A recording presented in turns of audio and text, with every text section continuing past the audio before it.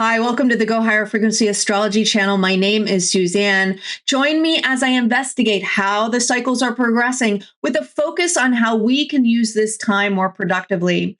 Today, I'm going to be talking about the upcoming Uranus Ingress into Gemini on Saturday night, just in time for the Washington Correspondents' dinner. I also spend some time talking about an upcoming shift in the larger Neptune cycle and how we are already starting to see the impact of that shift in the media narrative. I'm going to be talking about King Charles's visit next week and the upcoming full moon in Scorpio, which may lead to a successful negotiation and withdrawal of troops in Iran. I am praying. I hope you do too. Finally, I'll be reviewing the full moon for each rising sign, which will include the larger shift of the outer planets now that they've all transitioned into new signs. I'm going to be talking about what we're leaving behind and what we're moving toward. I'll leave timestamps below in the description, so feel free to skip to the parts that interest you the most. Uranus will shift permanently into Gemini at 8:51 p.m. Saturday night, April the 25th. This happens on the night of the White House Correspondents' dinner, which adds a lot of color to this chart located in Washington, D.C. After the final conjunction of Venus and Uranus at the 29th degree of Taurus on April the 23rd, Venus rushes eagerly ahead in Gemini. It's in a line about self-awareness or self-consciousness in the now.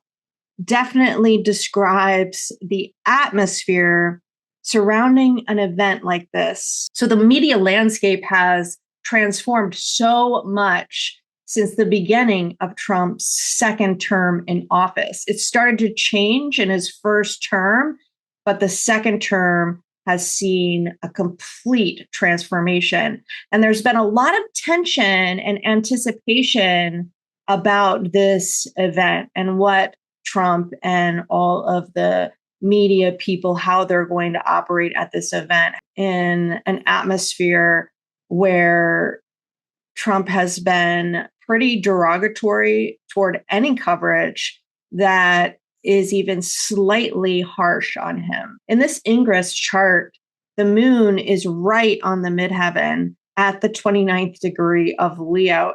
It's in the sixth line of the 29th gate.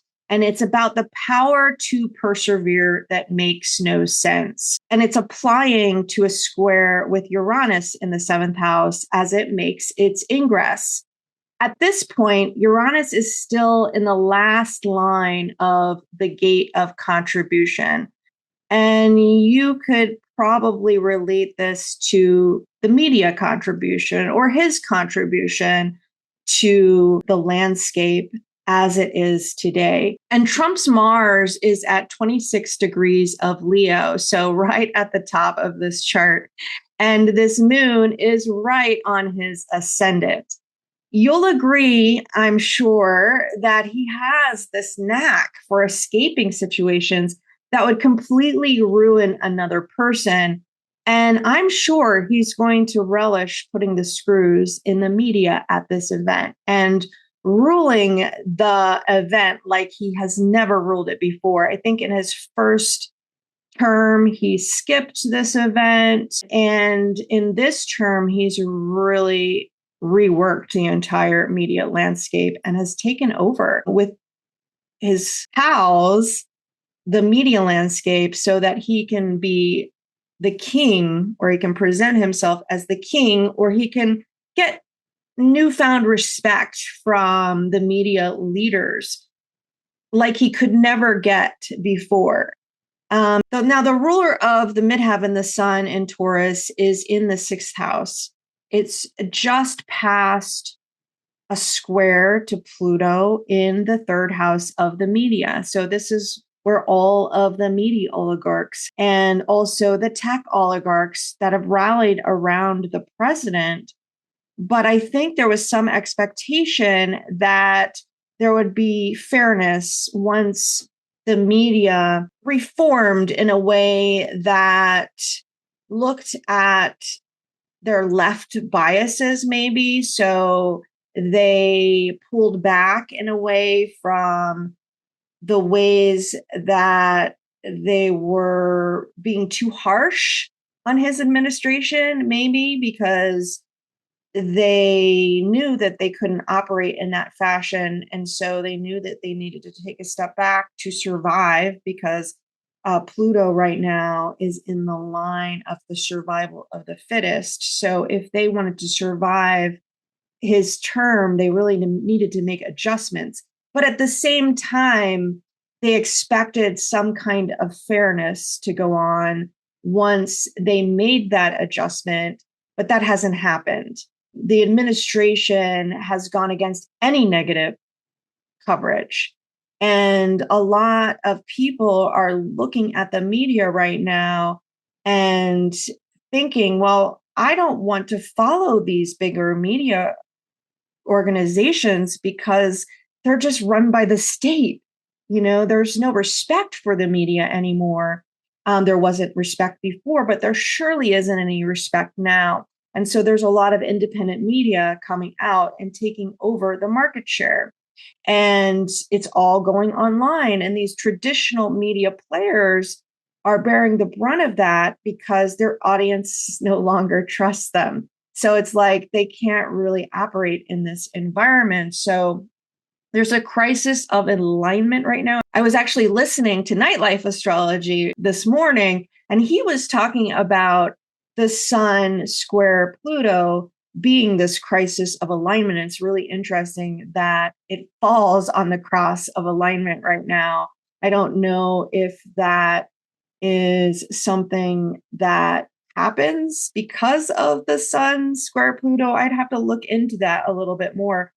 Or it's just a serendipitous coincidence. So there really is this crisis of alignment because unless these media organizations become a state-run media organization, they are going to have problems with the administration. And so they're in a catch-22. And so they're having to be really careful right now about how they operate. Mercury in Aries in the 5th house is also applying to a square to Jupiter in Cancer on the cusp of the 9th house. Mercury is sitting here in the 51st gate. It's hanging off of the ego. It's called the gate of shock, and it's in the line of adaptation or experimentation, and it's connecting to Neptune in gate 25, creating the channel of initiation. It's a competitive channel. It's called the design of being first. This channel is ruled by Mars in gate 21, also hanging off of the ego. It's in a line about strategic control. Mars here can either succeed with strategic clarity or it can misjudge the power of its opponents. And Trump has his design Mercury in the first line of this gate. So he's likely to be in rare form. Meanwhile, Jupiter has now entered the line that aspects Trump's design Saturn. It's in the 4th line, which is a direct externalization of energy labeled as assuredness when beginning a new cycle. And Trump's design Mars is in this gate, so it affixes his design Saturn to the negative expression.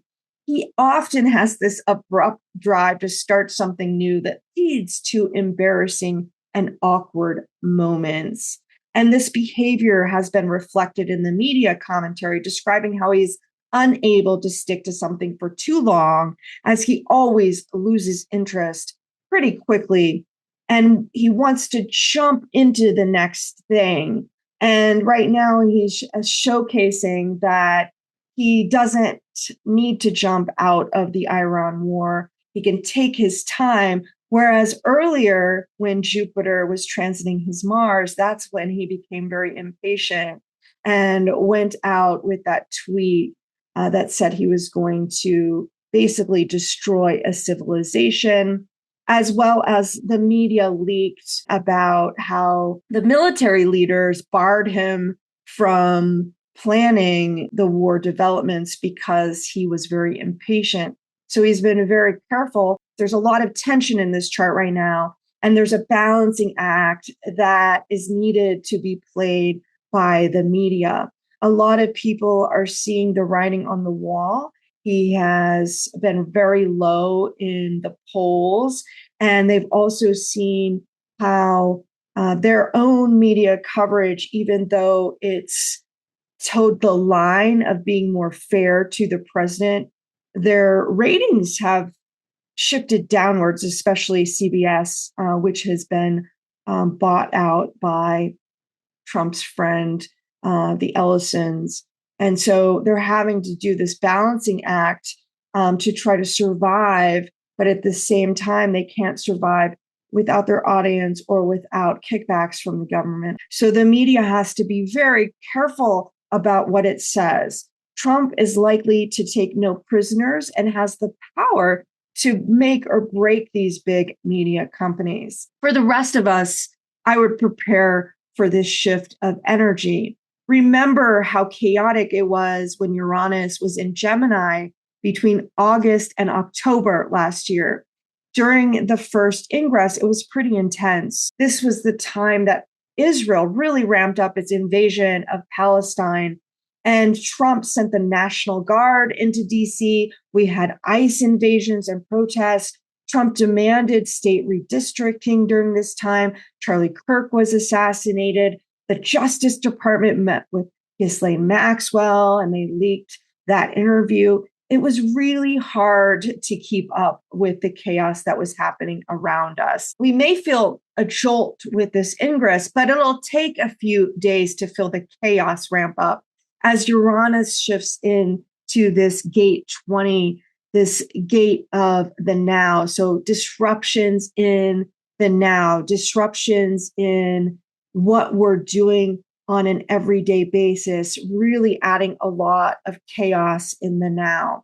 Among other things, this is the day that King Charles will address Congress. Mars and Saturn will straddle King Charles's midheaven that day, and both Saturn and Mars are in the sixth lines of gate 17, the gate of opinions, and gate 21, the gate of ego control. Expect him to talk about how this war has the potential to lead to catastrophic chaos in the global economy. The sixth line of gate 21 is about chaos and managing chaos, and how none of us will be able to escape the impacts because of our interdependence. Gate 17, line 6 is about interdependence. Now, before I talk about the full moon, I want to talk for a minute about Neptune as it enters the last line, or line 6 of gate 25 here, off of the identity center, where it reaches out to that gate 51 toward the ego or the heart center. Neptune transitioned to gate 25 as it entered the last few degrees of Pisces around the time that Trump was elected in 2024. So this is the new moon of 2024. It says 2025 here, but it's really just a label. It's 2024. Neptune transited into this gate as it was in the later degrees of Pisces last year. And interestingly, this full moon is also related to this new moon in Scorpio. And this new moon happened right before the election. It was on November the 1st, 2024. The inner wheel represents this new moon, and the outer wheel is the upcoming full moon. Neptune is often referred to as the seducer, a creator of mirages or misinformation.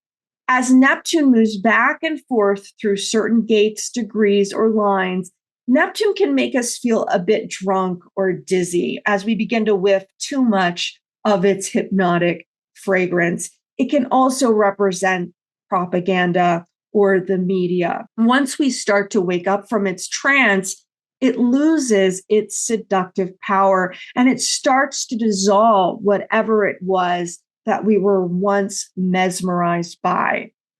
As the popular refrain goes, closing time, every new beginning comes from some other beginnings, and yeah. This is the experience of the sixth line.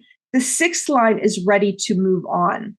It's looking toward the next gate. And we've started to see that happen as many MAGA influencers have started to break with the president.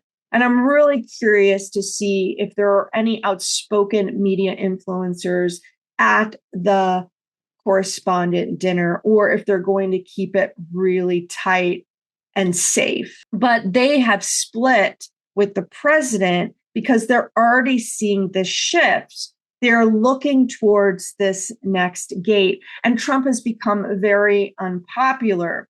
So they're looking to move on from rallying behind him and looking toward what the next trend is going to look like. And if you look back to the last time that Trump was elected, Neptune was transiting gate 37, line 2, and that's exactly where the North Node is right now. It's here off of the solar plexus, our emotional center, and it reaches out to gate 40, hanging off of the ego center, and it forms the channel of community. You could say this was the seduction of the MAGA movement, or as some call it, the MAGA cult. And when Neptune and Saturn met at the beginning of Aries in gate 25, hanging off of the identity center in line 3, it was the midpoint, it was the experiment line, it was the adaption line. It's pointing toward gate 51, like I said, hanging off of the ego on the other side, forming the channel of initiation, the design of being first. We began to experience a stirring in us. The MAGA identity facade began to break down as the reality of Trump's actions started to contradict what people thought that he stood for. Trump has a completely open identity center.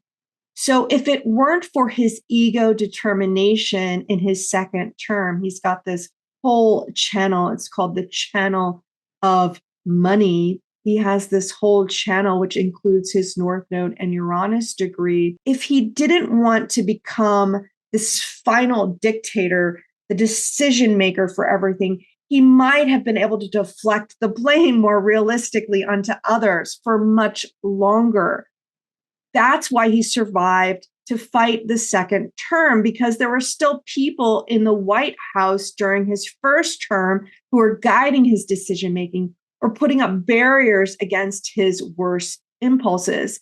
And he decided during this term that he was going to get rid of all of those people. He really wanted to rule the roost. He has this energy in him to prove himself. And he's got this big ego that wanted and needed to prove that he could be the final decision maker and that he could make America successful, because only he knew how to make it successful. So he kind of dug his own grave. Neptune will next transition to gate 17, this gate off of the Ajna center, and it's called the gate of opinions. It will transition here on May the 23rd. Ra describes this gate as the gate where the Maya begins. It's really where all of the media begins, actually. It's where all of our language begins and how we create stories. It's the delusion of how we agree on a fact. It's everybody's consensus on this fact. So in a way, it's kind of a delusion because, we each have our opportunity to become individuals with our own understanding of something, but a lot of people just really follow this consensus. So it's the beginning of a new consensus. And Ra says about this gate, everything about the 17th gate is about establishing through organization the structure of bringing humanity together, of getting consensus from the people, but bringing humanity together in a hierarchical form. This is where the racist ideology or the concept of caste systems begins. It's also what's been brewing on the periphery of the Republican Party, stoking deep-seated racism and anti-Semitism that the party has allowed to fester in its organization. There's not only this long history of courting white nationalist groups in the Republican Party, but there's also a growing populist backlash that has been brewing over Israel's overly aggressive nationalist actions in Gaza and Lebanon, and what many people perceive as Netanyahu's manipulation of the president. Simultaneously, the administration has co-opted accusations of anti-Semitism as a political weapon and as a bludgeon to silence any legitimate criticism of Israel's actions, making this backlash much worse. Saturn, some call the Lord of Karma, has already raced through this gate and will move on to gate 21 on May the 5th. The gate hanging directly off of this ego center where Mars will be during this ingress. And like I mentioned earlier, this is where Trump's design Mercury sits. And so there's going to be a lot of karma coming back to him and his actions.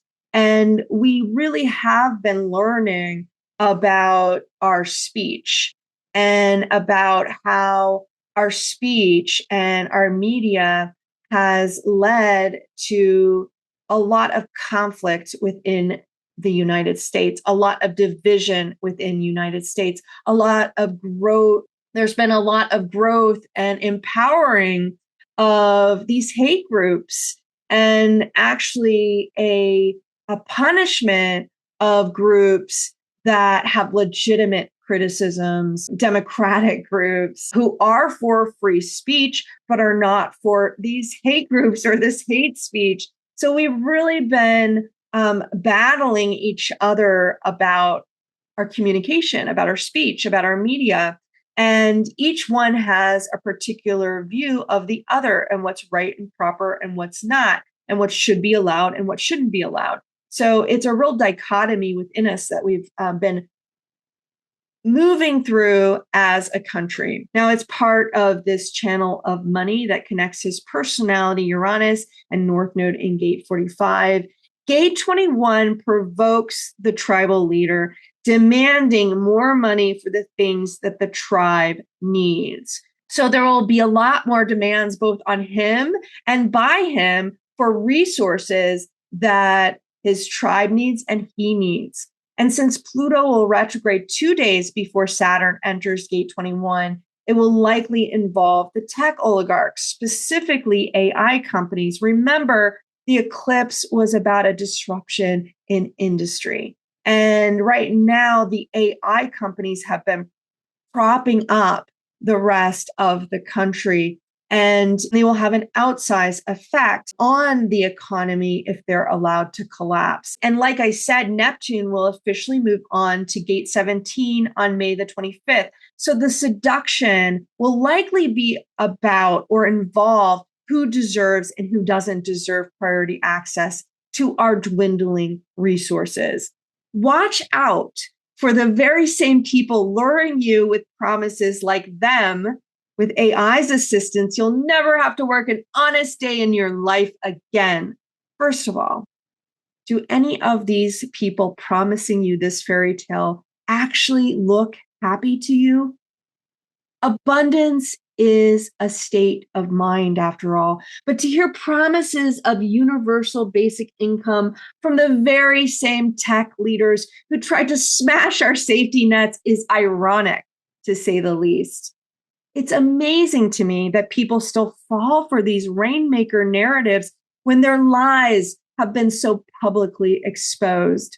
I suppose the diehard believers think they are somehow part of the tech's chosen few. Now that I've set the stage, let's talk about this upcoming full moon in Scorpio that happens on May the 1st. It falls across the midheaven IC of the chart located in Washington, D.C., on the juxtaposition cross of rationalization. The juxtaposition cross is a direct externalization of the foundation that's already been built. And it's a bridge from the right angle to the left angle. The right angle is really more personally driven, more personally motivated. And the left angle is more universal.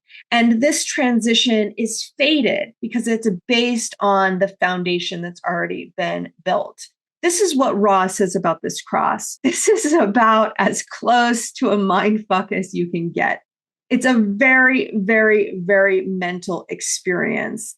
The only thing that holds the Maya together is when there is mental glue. These are the beings who are caught up in that mental glue. So think about the influencers, think about the media. They are desperate to find a way to make everything explainable. And that could be a very powerful influence on others if they do it right. But for them, it can be very difficult. In the Sibley chart, the full moon is on the 5th and 11th house axis. And if you remember, the moon was in Scorpio in the Sibley solar return chart last July. The moon in a mundane chart represents the people.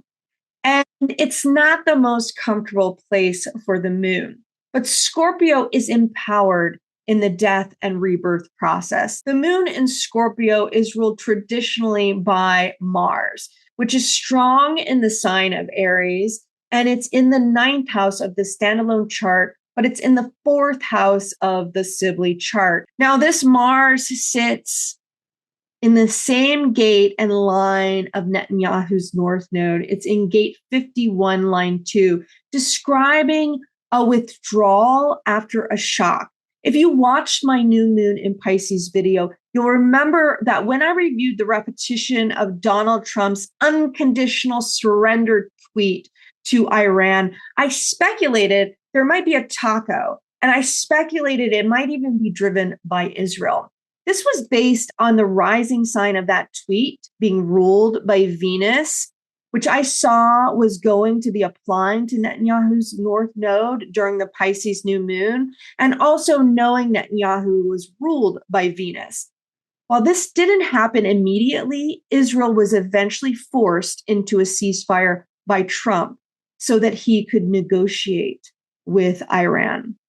Mars is the final dispositor of this full moon chart, and it's applying to a square of Jupiter, which is on the cusp of the 12th house in the standalone chart and in the 8th house of the Sibley chart. Jupiter, in turn, is also ruled by this full moon. Jupiter is now universalizing a new beginning, and it's driven by this withdrawal after a shock. This time, the withdrawal is driven by Mars and not by Venus. The people are angry, and they're going to get even angrier as gas prices continue to climb.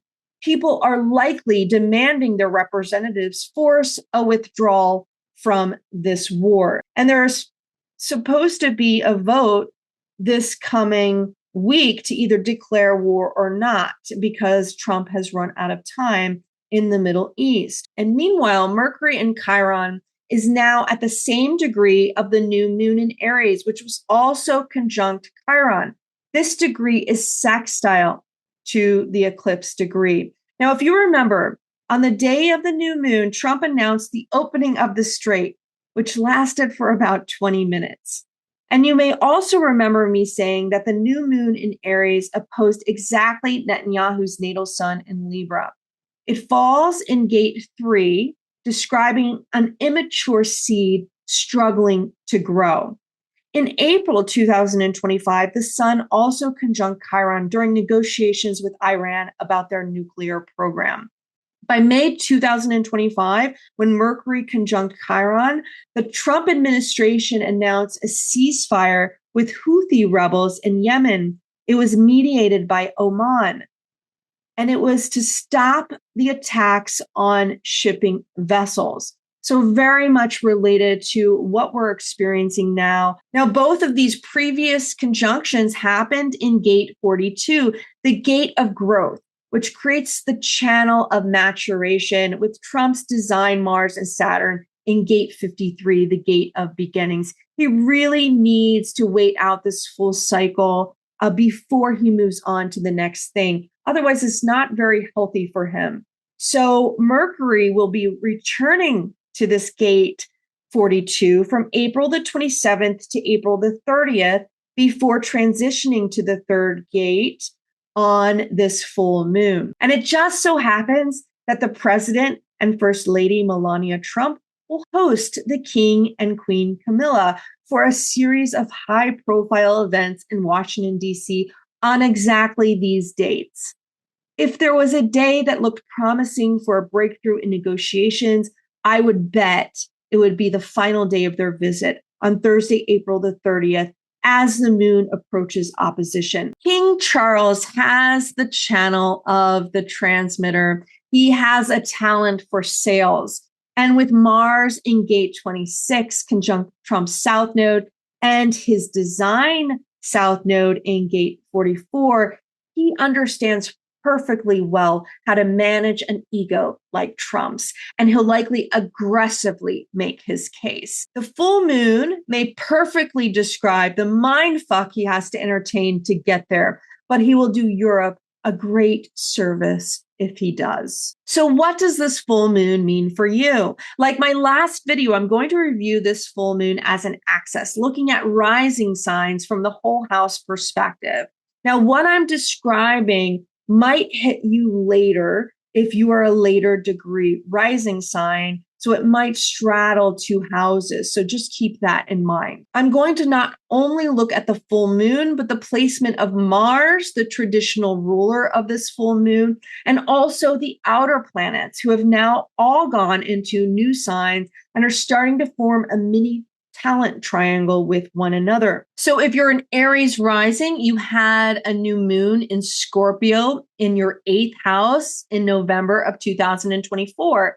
That new moon was in mutual reception with Mars at the last degree of Cancer in your 4th house. Mars really did a number on your 4th house because it had that long period of retrogression. So Pluto was at the last degree of Capricorn in your 10th house. Neptune was at the last degree of Pisces in your 12th house. And Uranus was at the final degree of Taurus in your 2nd house. So this combination of transits looks like this new moon marked the beginning of an end to a karmic cycle involving an important family member, a career, or a contract that may have torn you up emotionally or tore up your family in some way. It may have driven you to protect your family. This year may have been really rough on you emotionally. This full moon is a culmination and a release valve of that cycle. Neptune has now moved into your 1st house, forming a mini talent triangle with Pluto now transiting your 11th house and Uranus transiting your 3rd house. This may bring a new surge of spiritual and revolutionary energy to your identity, rebirthing your connection to your peers and wider networks and your dreams and wishes for the future. For a Libra rising, you experienced the mirror opposite. The new moon was in your 2nd house in mutual reception to Mars in Cancer in the 10th house. Again, really working your 10th house with Mars going retrograde in that house. Pluto was at the last degree of Capricorn in your 4th house, Neptune at the last degree of Pisces in your 6th house, and Uranus at the final degree of Taurus in your 8th house. So this combination of transits looks like this new moon marks the beginning of the end of something you valued, a way of earning money, something impacting your self-esteem, relating to a cycle completing that involved your root structure, your immediate family, or your deepest emotional foundation, and dissolving something related to your everyday habits or your health and well-being. You likely had a drive to focus on your career or to fight to protect something or someone important to you in the outer world. It could also represent an elder in your life that you are taking care of. Mars in Cancer is protective to anyone they relate to as family, and it doesn't need to be genetic, the downtrodden or the less advantaged. The full moon is the culmination or release valve of that cycle. Uranus has just entered your 9th house, forming a mini talent triangle with Neptune now in the 7th house and Pluto in the 5th house. This may bring a new surge of spiritual and revolutionary energy to your relationships, shaking up old belief systems and how you are rebirthing your creative expression or your relationship with your children, or even romance and how you enjoy life. For Taurus rising, you had a new moon in Scorpio in your 7th house in November of 2024. That new moon was in mutual reception with Mars at the last degree of Cancer in your 3rd house. And it really did a number on your 3rd house because it had a long period of retrogression. And it also transitioned over your 4th house because it went into Leo for a short time. And that is a very sensitive degree. Pluto was in the last degree of Capricorn in your 9th house of beliefs, and Neptune was at the last degree of Pisces in your 11th house of groups and networks, or your dreams and wishes. So this combination of transits looks like this new moon marked a beginning of an end to a karmic cycle involving an important relationship, and that could have involved a family member, either friendly or not. It may have been adversarial in nature, and you may have been driven to protect yourself verbally in this situation. This may have involved fighting for or against a sibling or a neighbor. It could have involved protests. This conflict may have involved your spiritual community, a complete shift of your identity, the ending of a belief system, a legal situation, or other foreign matter. This full moon is a culmination and a release valve of that cycle. Neptune has now moved in your 12th house, forming a mini talent triangle, with Pluto now transiting your 10th house and Uranus now transiting your 2nd house. This may bring a new interest in exploring the unseen, rebirthing your career aspirations, and a shift in how you make money or how you relate to the material world, including your body, as well as your values in the world. And Mars really did a number on your 9th house. And also might have, for Scorpio risings, you experienced the mirror opposite. You had a new moon in Scorpio in the 1st house in November of 2024. And that new moon was in mutual reception with Mars at the last degree of Cancer in your 9th house. It moved into your 10th house, possibly because it moved into Leo before it went retrograde. And Pluto was in the last degree of Capricorn in your 3rd house. And depending on your IC degree, it might have transitioned over your IC, which is a very powerful degree for Pluto to transition over. It might have included a move, something very traumatic, or something involving your family that made you feel very deeply. Neptune at the last degree of Pisces was in your 5th house, and Uranus was at the last degree of Taurus in your 7th house. So this combination of transits looks like this new moon marked the beginning of an end involving your identity or the way that you presented yourself to the world. You may have been driven to protect immigrants or fight the legal system during this time, or otherwise something that drove you to protect something about your belief system. It might have involved foreign travel. This was an ending of a cycle of transformation of something related to your communication style or siblings or neighbors, and a shakeup of your relationships involving those themes. Now, this full moon is a culmination of that cycle. It's a release valve for that cycle. Neptune has now moved into your 6th house, forming a mini talent triangle, with Pluto now transiting your 4th house more fully, and Uranus is now in your 8th house. This may bring a revolutionary energy to explore the spiritual in your everyday life, taboo topics, a rebirth of your emotional roots, a change in how you partner with others, karmic contracts, and things like that. So for Gemini Rising, you had a new moon in Scorpio in your 6th house in November of 2024. That new moon was in mutual reception with Mars at the last degree of Cancer in your 2nd house. And Mars really did a number on your 2nd house because it had that long period of retrogression last year. Pluto was in the last degree of Capricorn in your 8th house and Neptune was at the last degree of Pisces in your 10th house. Meanwhile, Uranus was at the last degree of Taurus in your 12th house. So this combination of transits looks like this new moon marked a beginning of an ending of a cycle that impacted your everyday habits, your work, and your health. This involved dissolving illusions about your place in the world or the loss of someone like a parent or somebody else important in your life. You may have had to fight for the protection of yours and your family's resources, and you may have struggled with your self-esteem or struggled with ways that you needed to face subconscious patterns that affected your health and well-being. This full moon is a culmination and a release valve of that cycle. Neptune has now moved into your 11th house and is forming a mini talent triangle with Pluto transiting your 9th house and Uranus in your 1st house.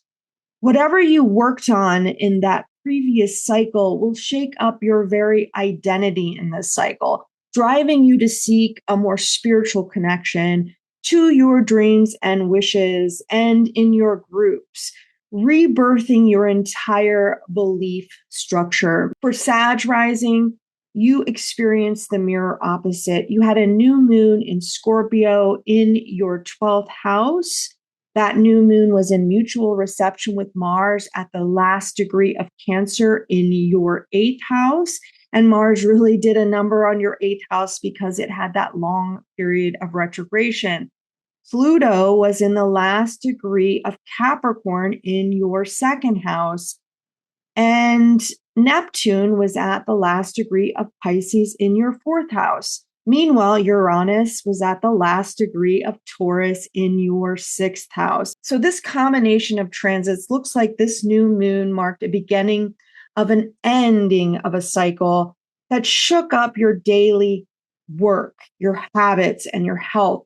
It may have involved power struggles over money, your values or self-esteem, and the dissolving of something related to your root structure, a death in the family, or a loss of faith somehow. You may have been driven to fight for shared resources, inheritances, or to get out of karmic contracts that were no longer serving you.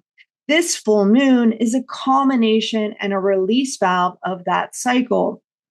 Neptune has now moved into your 5th house, forming a mini talent triangle with Pluto now transiting your 3rd house and Uranus transiting your 7th house. This may bring in a revolutionary energy to shake up your relationships in your everyday environment, ways to empower your voice or to teach others, and a more spiritual approach to your creativity and your relationship with your children. For a Cancer rising, you had a new moon in Scorpio in your 5th house in November of 2024. That new moon was in mutual reception with Mars at the last degree of Cancer in your 1st house. Mars really did a number on your 1st house because it had that long period of retrogression. Pluto was in the last degree of Capricorn in your 7th house. And Neptune was at the last degree of Pisces in your 9th house. Meanwhile, Uranus was at the last degree of Taurus in your 11th house. So this combination of transits looks like this new moon marked a beginning of an end to a karmic cycle involving your individual expression in relationship to others and in groups, possibly involving your spiritual beliefs or spiritual connections with foreigners. You may have been driven to stick up for yourself or aggressively fight for something that was important to you. This full moon is a culmination and a release valve of that cycle. Neptune has now moved into your 10th house, forming a mini talent triangle with Pluto now transiting your 8th house and Uranus in the 12th house. This may bring in karmic cycles related to death and a shakeup to your connection to the spiritual in a very public way. For Capricorn rising, you experienced the mirror opposite. You had a new moon in Scorpio in your 11th house in November of 2024. That new moon was in mutual reception with Mars at the last degree of Cancer in your seventh house. Mars really did a number on your seventh house because it had that long period of retrogression. Pluto was in the last degree of Capricorn in your first house.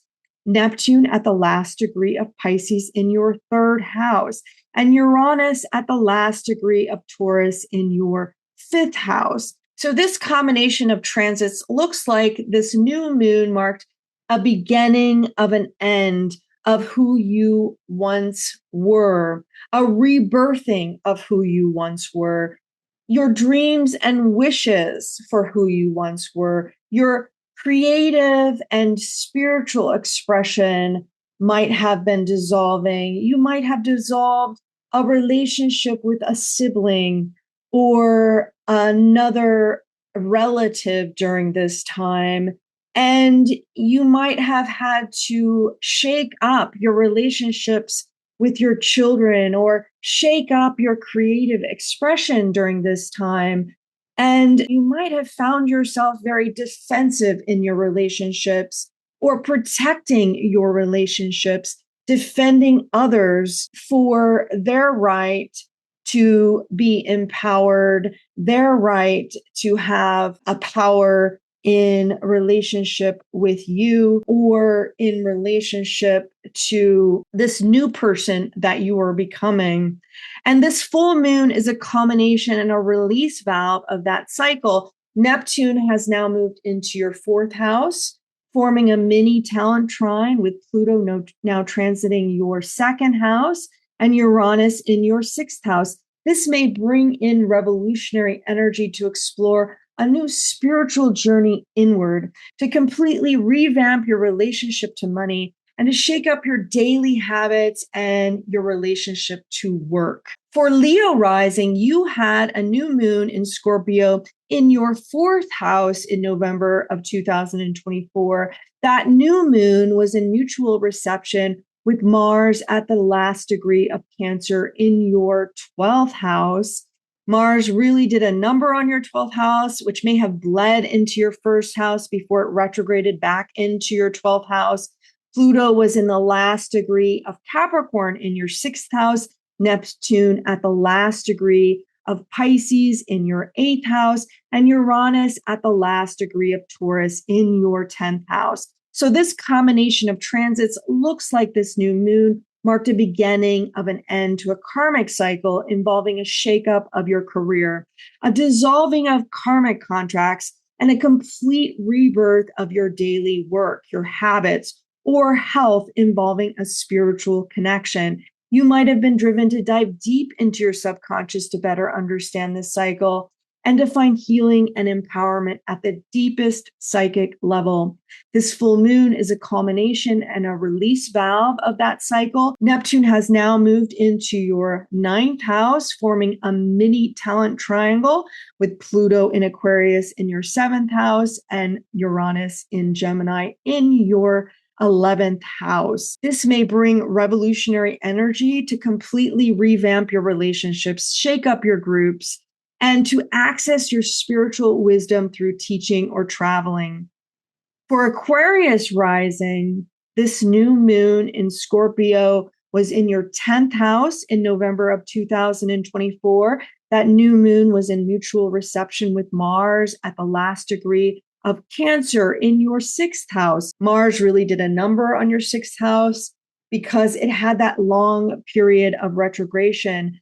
Pluto was in the last degree of Capricorn in your 12th house, Neptune at the last degree of Pisces in your second house, and Uranus at the last degree of Taurus in your fourth house. So this combination of transits looks like this new moon marked a beginning of an end to hidden power dynamics, shaking up your root structure, your relationship to your family, or your emotional foundations, and a dissolving of old spiritual values or attachments with the material. You may have been driven to defend others in your work environment, or had to work harder to access money, had problems with your health. You may have had to find new sources of income or work.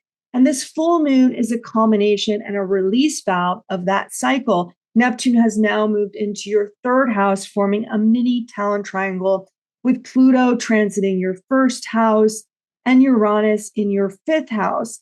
This may empower you to shake up your creative expression with your children, to find more spiritual expression local to your environment within your neighborhood or with your siblings. So this full moon is a culmination and a release valve of that previous cycle.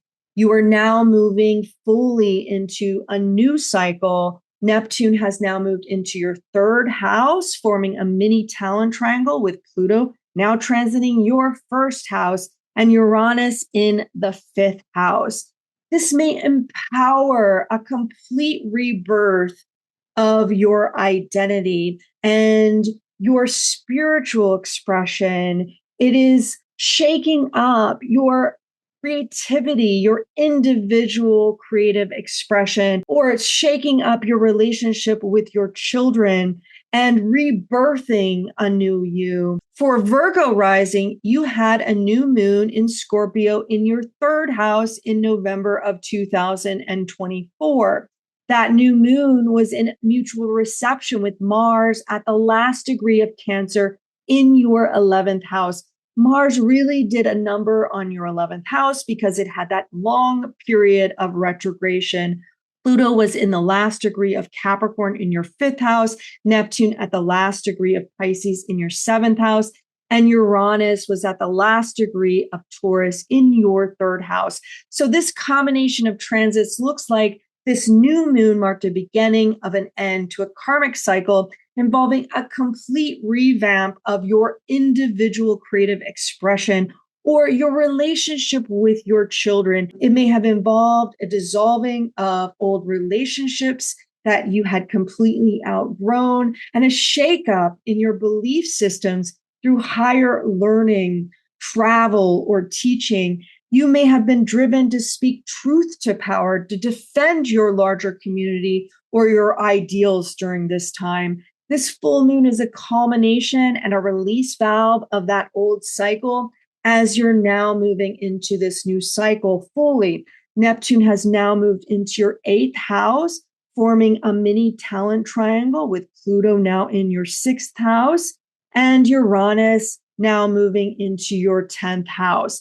This may bring in revolutionary energy that empowers a rebirth and shakeup of your work and career with a drive towards seeking shared resources that are more spiritually aligned with where you are going. For Pisces rising, you experience the mirror opposite. You had a new moon in Scorpio in your ninth house in November of 2024. That new moon was in mutual reception with Mars at the last degree of Cancer in your fifth house. Mars really did a number on your fifth house because it had a long period of retrogression in that house. Pluto was in the last degree of Capricorn in your 11th house. Neptune was at the last degree of Pisces in your first house, and Uranus was at the last degree of Taurus in your third house. So this combination looks to be the beginning of the end of a cycle where you were driven to defend and nurture a new understanding of your individual creative expression or your children as you completed a rebirth of your relationship to your peer group or your old ideals or aspirations. This involved a dissolution of your old identity and a shakeup to your communication or your relationship with your siblings, relatives, or within your local neighborhood. This full moon is a culmination or releasing of that cycle as you move into this new cycle more fully. Neptune has now entered your second house. Pluto is now in your 12th house, and Uranus is now in your fourth house, creating this mini talent trine. You may be feeling a revolutionary energy to create a spiritual connection to your values and how you earn money, while empowering a mystical rebirth and a shake up to your very foundations.